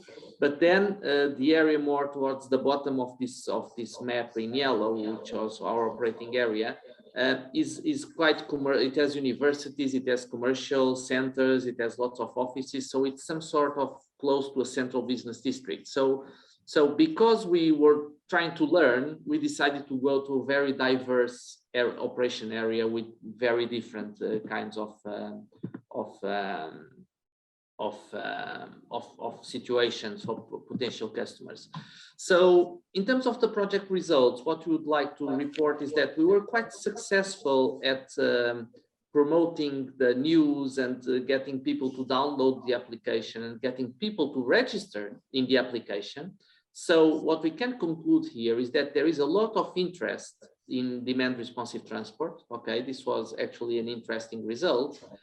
However, we were not so successful in turning those people to try the system.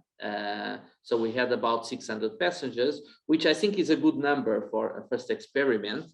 But since we had 1,500 users, there were a lot of users that never tried it. maybe because they downloaded thinking I'm going to try, but then in the end they didn't leave home because there were restrictions, maybe for other reasons, but this is just one result that that contributes to my conclusion that in commercial terms the project was not that successful. However, there is a lot of interest in the technology. These are some key numbers. I'm not going to lose a lot of time on this. So in terms of the delays for the pickup and drop off according to the application, so the system was quite efficient, I would say, and we had excellent feedback from the drivers. So the drivers actually liked it, and they understood well the system. We had an evaluation of 9.8 in a scale of 1 to 10. And for the customers, we had about, I think close to 100 customers' feedback reports. And they also liked it. I mean, 7.2 in a scale of 1 to 10. For a new product, I think it's quite a good evaluation. I would say that it's aligned with the average evaluation of our services. So I think this was quite a good result. So this was our experience that we conducted over the last few months. And this is where actually MultiDEPART comes in, because this was the first attempt, and now we are planning to continue doing pilots in terms of DRT. We are using MultiDEPART technology to study and select those pilots. So the first one, we have identified already a high number of options. And for instance, you saw, I think, a video from Athena this morning that showed some of the studies that were made for a particular line. We already analyzed a number of options, and now we have narrowed it down to 2 options, and we hope to select one of these to do the pilot in the next few weeks. So the first one is actually a DRT that aims to improve our service in Lisbon's western neighborhood. So this is an area that is less central than the one we studied for the Kpis project, okay, for our first attempt. But it's an area that doesn't have metro, although it has a rail line here closer to the river, if you can see on the bottom of the figure. And so we are working with these 3 freguesias, that is basically our counties, to see how we can define a service in here. Our idea would be to have a weekday and weekend service, eventually replacing our neighborhood lines that have little frequency and also very low demand. So our ambition here is basically is to improve our operation, to make it more efficient, and to, with the same resources, let's say, or even with less resources, try to offer a better service to our customers. And we are now in the process of doing the simulations. There is some new data that we need to integrate. We also need to talk to local decision makers. So this is also something that needs to be always worked, but it's well ongoing. Then the second option is totally different. So for you to have an idea of the scale, so the first pilot, I don't know if you see my mouse, but in any case, the first pilot was here on the bottom left, okay, it's that area on the bottom left. And what we are also doing is the second option is a transport on demand for weekend services, in which we are considering 2 areas, but then in fact, we might actually take both of them, because here the idea is not to replace an existing service, is actually to see whether we could use transport on demand to attract new customers. So we are talking about a much larger area, that is our idea, but we are talking about a more defined period, so only Saturdays and or Sundays. We are still working on that. But the idea here would be to see if DRT can be a solution that would attract new customers into public transport during weekends. So this is much more challenging from the perspective of MultiDEPART and from the perspective of modeling, because it's much more difficult to have a baseline in terms of the customer expectations. So in this case, our conclusion was that we might need to do some primary data collection. Okay, so for instance, in the case of the other pilot, it's quite easy because we have validation of passengers. We can have some estimates of the OD metrics. In this case, if we are saying that we are going to try to attract new customers that are currently either not moving or not using public transport, we start from zero. So we have to run, basically that was the conclusion we actually took very recently, is that we need to run some kind of customer demand study in order to support our decision making here. Yeah, and that's it. So I hope this was a good snapshot of the activities of Lisbon in terms of DRT. I would like to thank EIT and all our partners in the MultiDEPART project for this opportunity to participate in the project. It's been extremely helpful for us in terms of better studying and better learning about an area that is new for us. So we are really exploring new frontiers and having the possibility to work together with experienced modelers, with people that have, with other cities. It's been incredibly valuable for us. So we hope to keep in touch in the future, and we hope to be able to get back to you very soon and report on the results of these other pilots that we are considering at the moment. Thank you.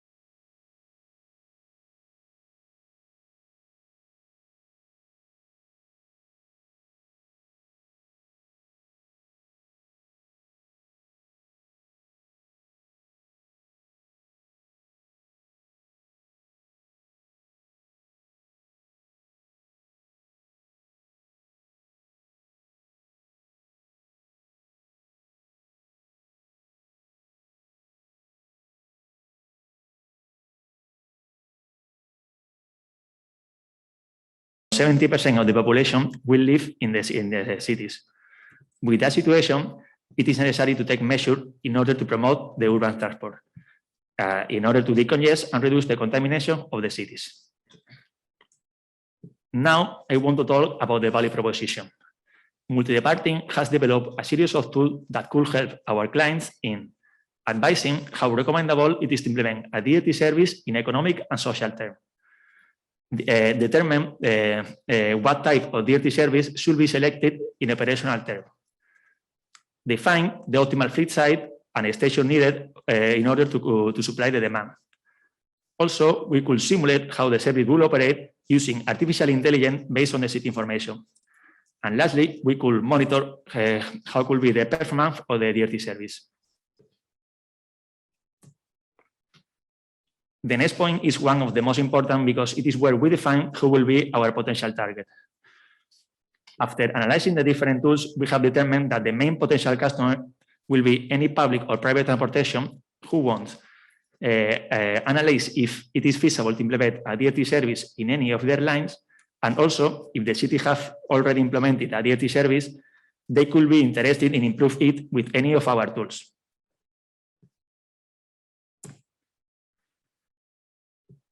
Another important part of the business plan is stakeholder, as they can help us to get new customers. We believe that the main stakeholder will be the public mobility authorities, because they will benefit from improvements in pollution, congestion, flexibility, and comfort. Pollution and congestion, because with DRT technology, will reduce the number of cars in areas where the solution is implemented.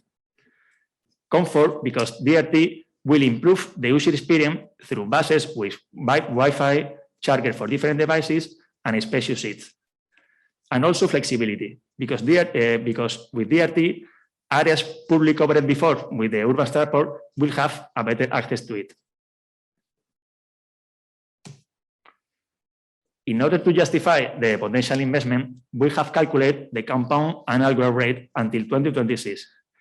As you can see, it is expected that until 2026, we are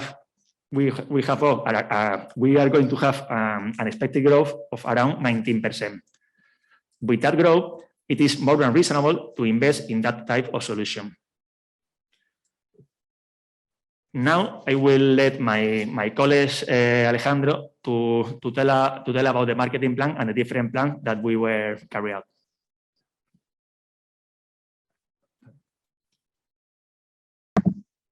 Can you hear me? Yes. Okay. So I'm Alejandro Zaballos, and I'm going to explain you the marketing plan. The principal purpose of the marketing plan is to explain to our customers how the combination of our tools could help them to improve their transport solution in terms of time, money, and resources. And we have considered several channels to reach our target clients. Firstly, we have considered traditional way, communication channels such as phone calls or emails to those first possible clients from whom we have this information. And on the other hand, we have also considered LinkedIn as a possible channel, and we'll launch publications for potential clients, including a landing page that will provide better presence and relevance to the publication. Now I'm going to share my screen to show the landing page.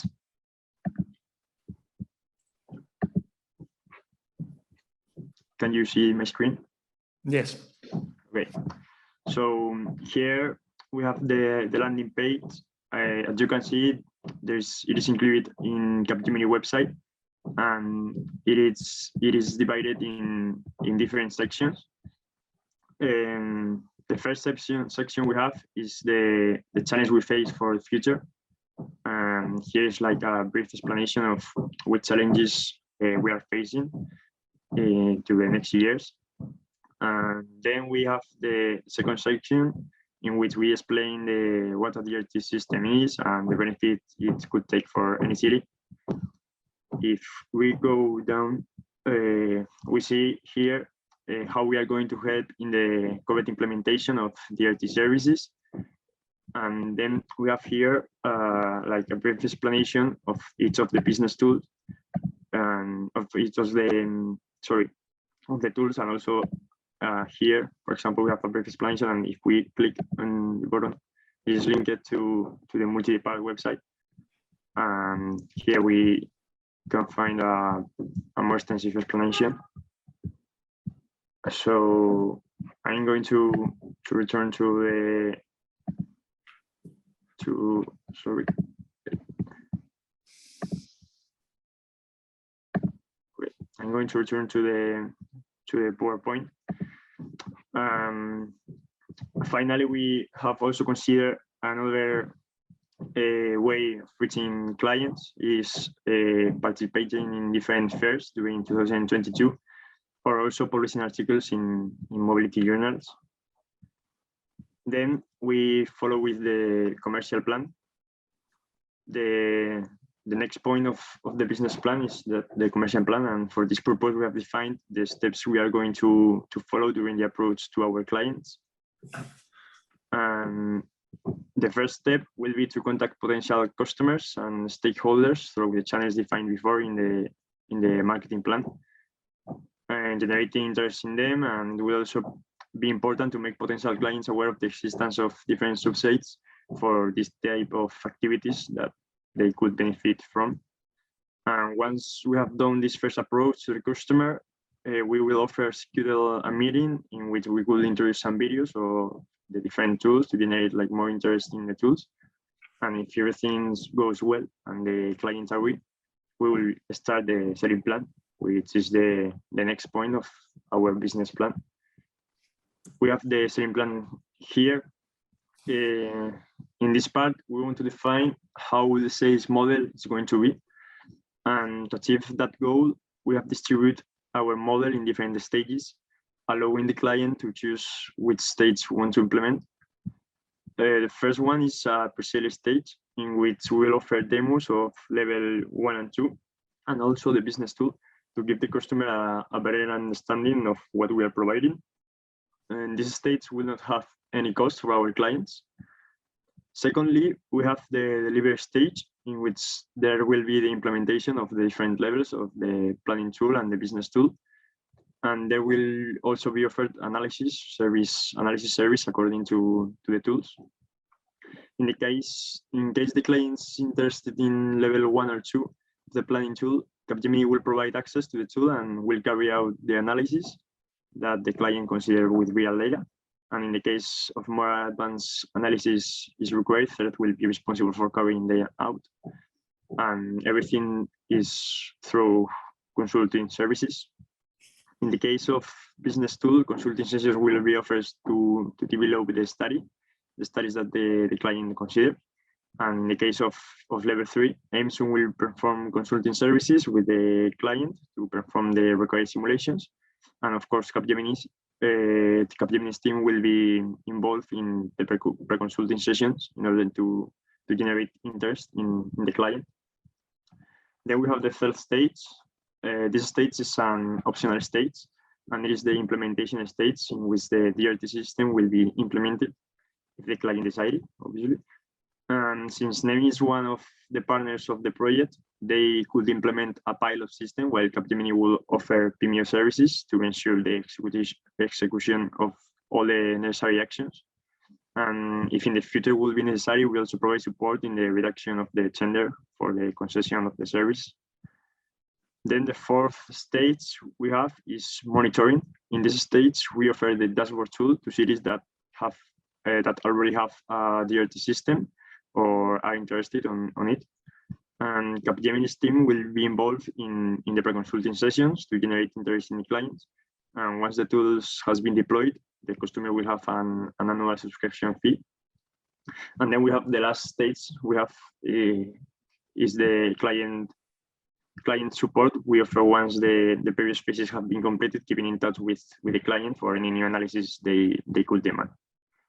Then if we go to the next slide, we have the delivery plan. In this slide, we have shown how will be the delivery plan for each of the tools. At the top right, we have a color legend that separates the plan in the different stages we have explained before in the selling plan. And as we can see, level 1 and 2, and also the business tool are present in both the stages 1 and 2. About the level 1 and 2, we have firstly the demo that Capgemini will do and take with the client, and we also provide access to the tool if the client wants to explore it. And it is important to note that simulations will be made with data provided by the client for the design of DRT systems. And then we offer a first analysis of the results of the simulation, if needed, as I said before. A more extensive analysis will be provided by third. In the case of business tool, it is also part of stages 1 and 2, and Capgemini will also provide a demo of it. We'll use some data from level 1 and 2 simulation as inputs for that tool, and we could run the simulations the client needs. And obviously, we also offer analysis of the results obtained. Then we have the level 3.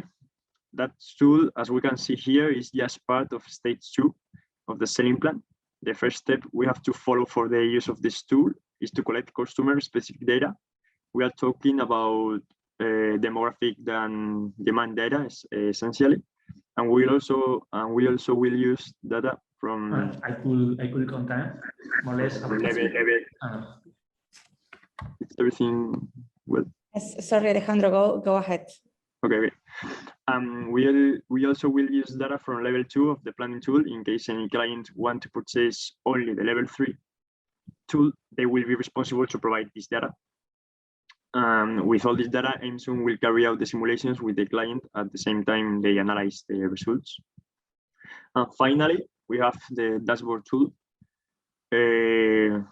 which is part of stage 4. The first step to use this tool is that the client identifies what will be the KPIs they want to monitor, and then they will give to factual team access to the operational data of the service, and factual teams will feed the dashboard tool and show the results to the client. And then it's important to note that the client should create a quick site account in order to have access to the dashboard. And that's everything from my side. And now my partner Alvaro is going to explain you the client support. Okay, now I want to explain how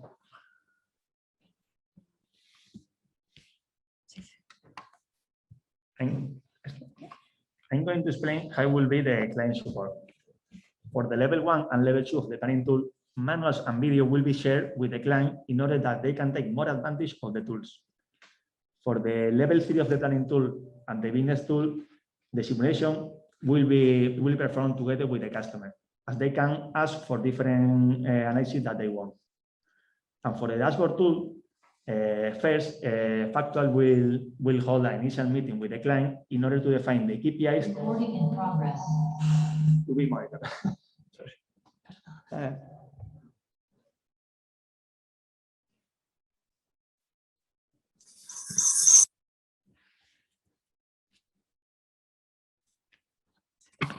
Okay. They will hold an initial meeting with the client in order to define the KPIs to be monitored. Once the client has access to the tool, the support will be by email with factual. Now, I want to explain how will be the ideal process of the end-to-end process of all the tools. First, the first thing will be to define the demand, and then feed the level 1 and level 2 of the planning tool in order to collect the following outputs: user cost and agency cost, fleet required, travel time, demand coverage, and number of stops. Once we have collected this information, it is necessary to include this information in the business tool. The input data will be population affected, vehicles capacity, trips per day, fares, and different business input.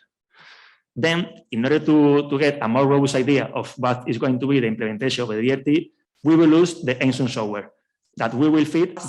I could answer some of the questions online, and there were some requests for the presentations, etc., that I will forward to the consortium later on. Yes, sorry, we have a question here. Marty, go ahead. Yeah, no, just one question, just to understand. Well, thank you and congratulations for the presentations. Just one thing, I've seen that on the value offering, we are dividing level 2, level 1, level 3, business tool, and